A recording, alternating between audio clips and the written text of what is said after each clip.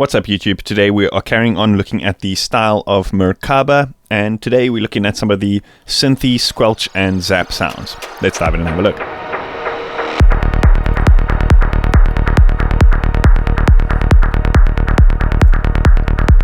So I've prepped a couple of examples here, 4 layers of kind of synthy zap sounds in Phase Plant. I'm not sure exactly if this is the way that it was created or the way that kind of Merkaba does this kind of thing, but it's a pretty cool technique to use when creating these kind of like squelchy zap sounds, because you're able to let's say create a patch and then render out a few examples and then kind of just like expand this kind of library of sounds that you have to fit into your track. I want to show you guys what I'm talking about. So I've got these 4 layers here that just do these kind of doing these kind of like simple-ish kind of like squelchy, zappy, kind of saw wavy type of stuff. The accentuation on this type of thing though is this kind of like LFO movement.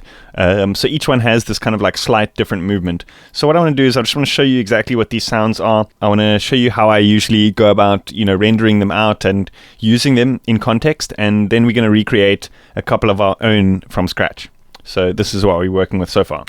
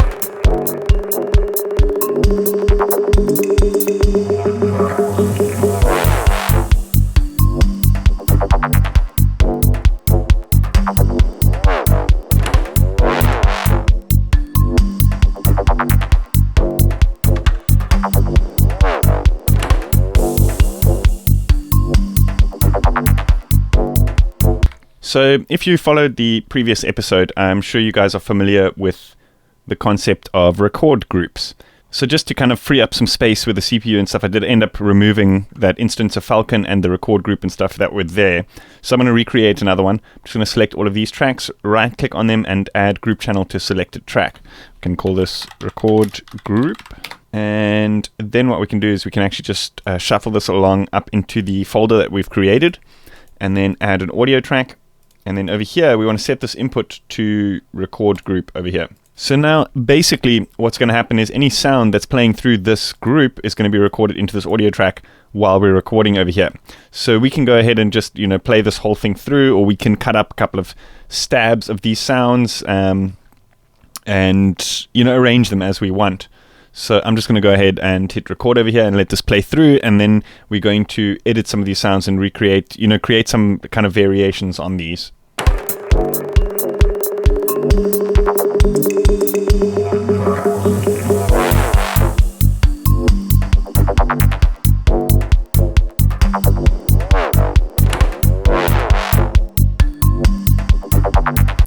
Or we could actually solo these channels and record these bits in and have them on separate channels, which I find is actually a little bit easier when coming back to arrange the bits, because you can chop them up a little bit easier. So what I want to do here is let's just unmute these channels. Then we can solo this one and then just record here. So now these, we can see, okay, we've done this channel. Now we can go ahead and put these on each of these little blocks here. So this just also makes it easier, when mixing it. So all of these elements that are the same are going to be mixed the same. These are just, different lengths of the sequence that was playing there. Okay, so that's number 1. I think we've done that one. Okay, so then we can go duplicate and then remove all the events that are on this channel and do it again with one of the other layers. So let's just pick this one here. Okay, last layer, and then we can recreate some variations here.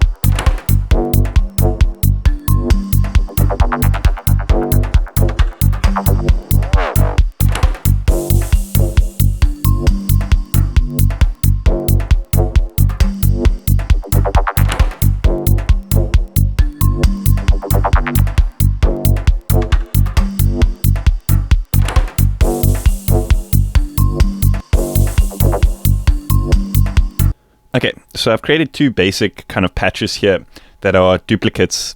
These first two are duplicates of one, and the second two are duplicates of another one. So I'm going to just show you guys quickly like what the basics of the patch are, and we're going to recreate a couple of variations using the basics here. So first one is like this kind of vibe. Let me actually just solo this channel here and just loop that. So it's kind of like a squelchy gated kind of thing. But let me, talk you through the sound design of this guy.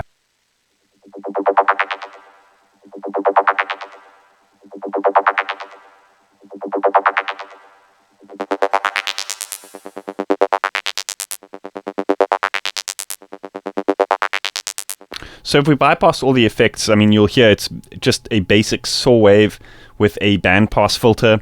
There's a kind of 1/16 gated pattern with a sort of rounded ramp that's gating the gain, so the volume of the sound. And then there's some movement happening with the filters. That's about it. I've got a couple of dispersers here to create a bit of a kind of squelchy vibe. And then I'm distorting the sound a little bit and then adding some reverb afterwards.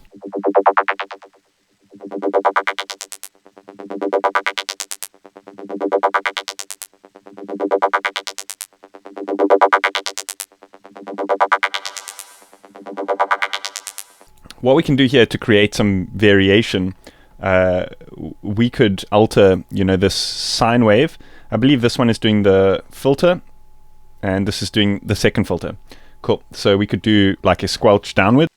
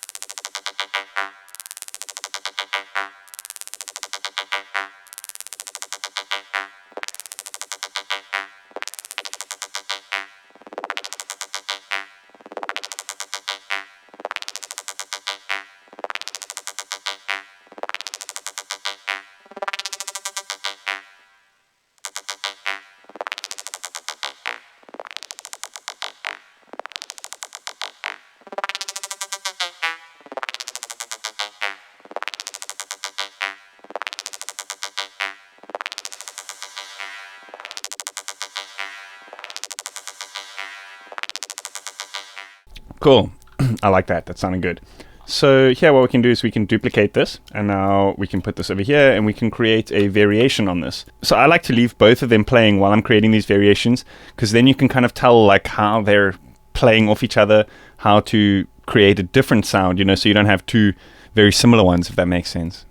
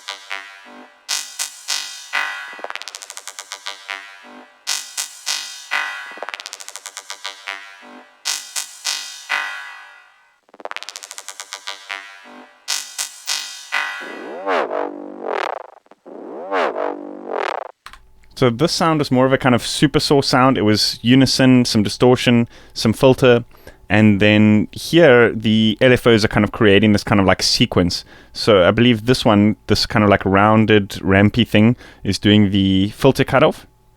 This guy is doing a tuning. So let me just show you exactly what's happening here. I'm going to bypass some of these so you can see exactly what's happening with this sound.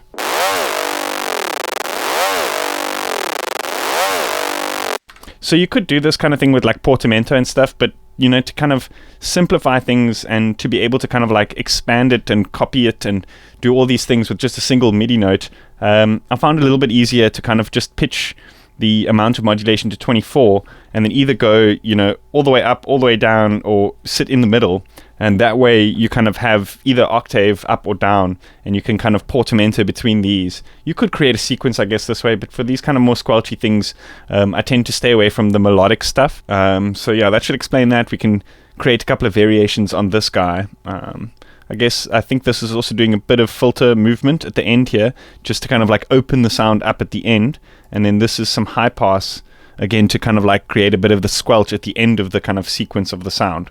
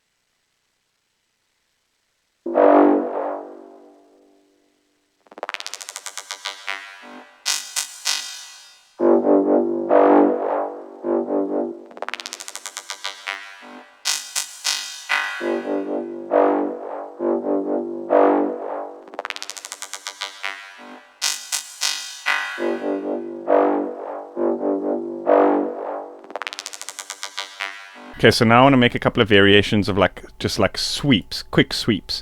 So I'm going to do a ramp like this, and then we can just assign this to a couple of like the filters that we created in that previous patch.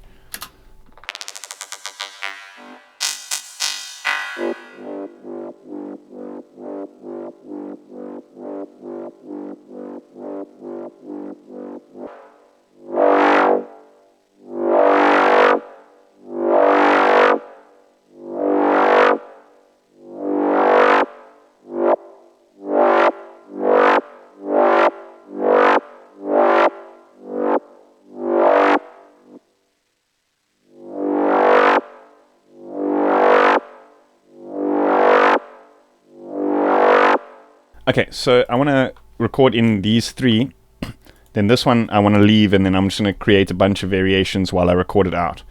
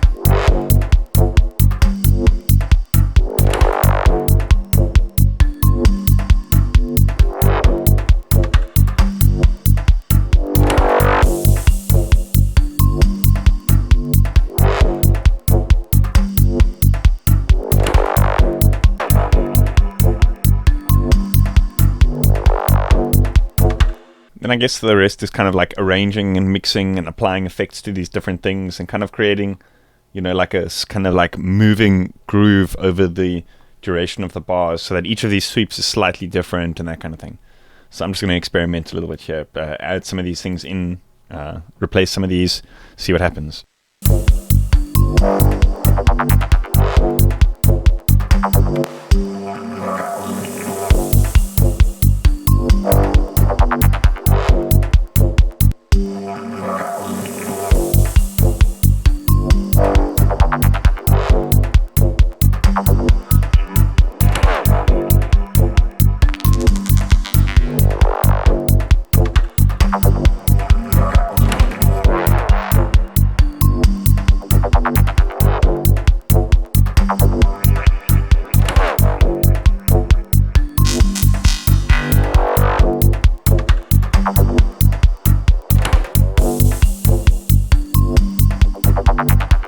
Okay, so I've also got this kind of like transition sound effect that I created in Phaseplant using one of the built-in bongo samples loaded into the sampler oscillator, and just a long envelope just modulating the length of that. So it's kind of the length kind of opens as the sound plays through. So check this out. Let's just go to the beginning there. So the envelope is basically controlling the length, cutoff, and the volume of the sample. So this is the result.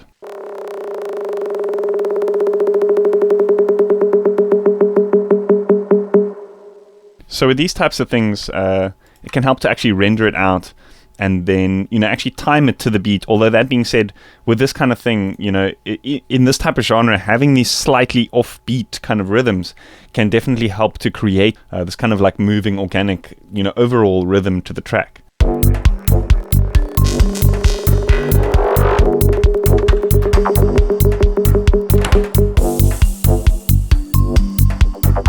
So what I'll do is I'll usually like render it out, and then this last hit I will time onto the kind of like where that kind of like open hat usually is, the kind of 1/8, the offbeat of the kick. So it kind of like slows down to the point where it's 1/8 rhythm, if that makes sense, and then the bar kicks in again. Kind of just makes it a little bit more realistic, I guess. Kind of gives it a bit more of an overall syncopated rhythm to the track. So I'm just going to cut this up a little bit, and we can actually put this into that that folder that we created with the rest of the Phaseplant sound effects and stuff.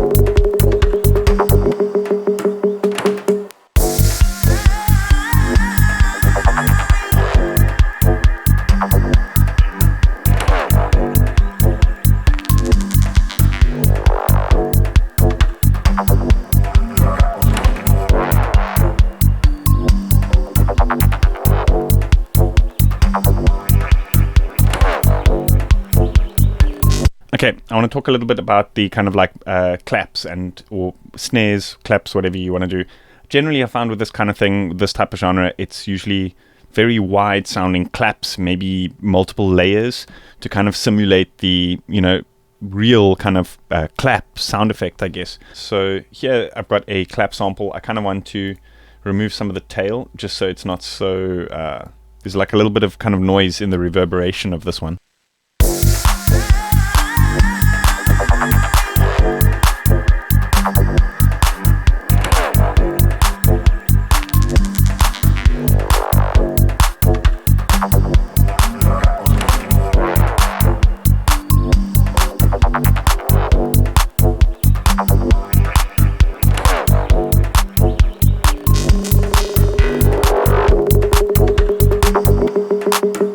So notice how there's like this little bit of a clicky kind of thing at the transient.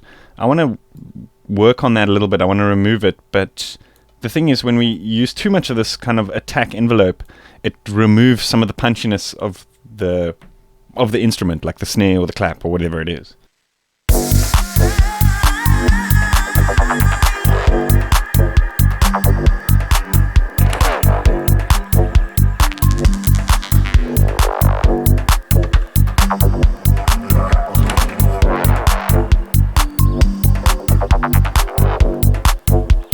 So I'm going to do it a little bit, but then the rest I kind of want to do in the processing side of things. So here, what I like to do is, let's open up Snap Heap, and then I want to put in, I might change the order of these things, but it's generally a transient shaper and a disperser. These both have interesting ways of working. I might both use them both, or might use just one of them. So disperser is quite good at kind of like smearing a sound's sharp transient nature.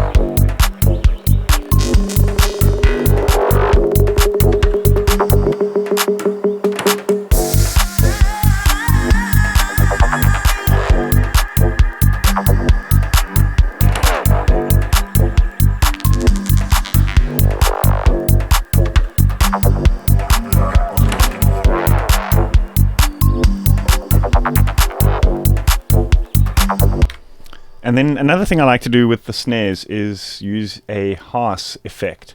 So this kind of obviously creates a wide sound by delaying either the left or the right channel ever so slightly. So this is the effect.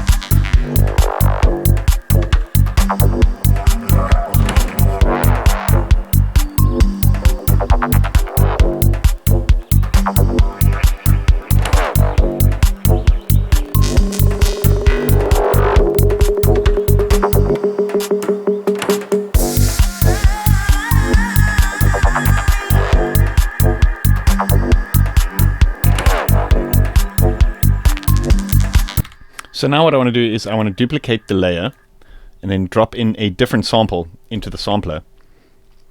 Preferably also a clap, but this time I like to go for a slightly more realistic either clap or snap type of sound. That's good. Let's try this out.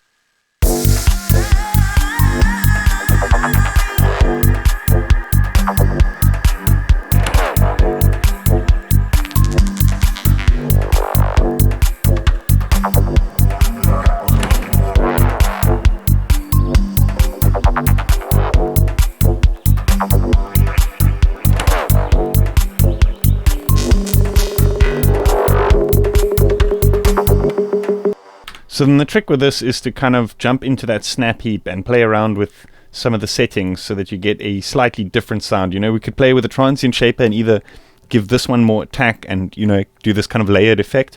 But generally speaking, what I just generally do is, you know, just change this harsh setting just so they kind of offset slightly differently between the two.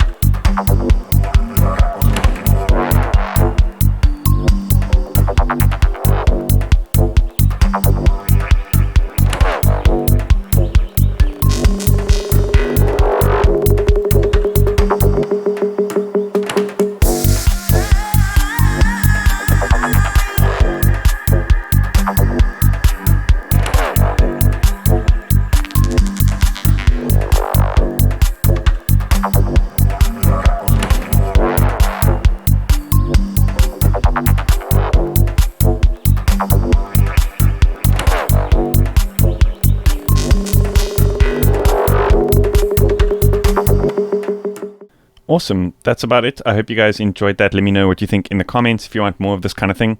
Also, let me know in the comments. I'm going to be uploading a bunch of these phase plant presets to my Patreon for all my $5 supporters. So if you want to know what that's all about, check out the link that's in the description. And yeah, as usual, if you haven't yet, hit that subscribe button and see you guys next time. Cheers.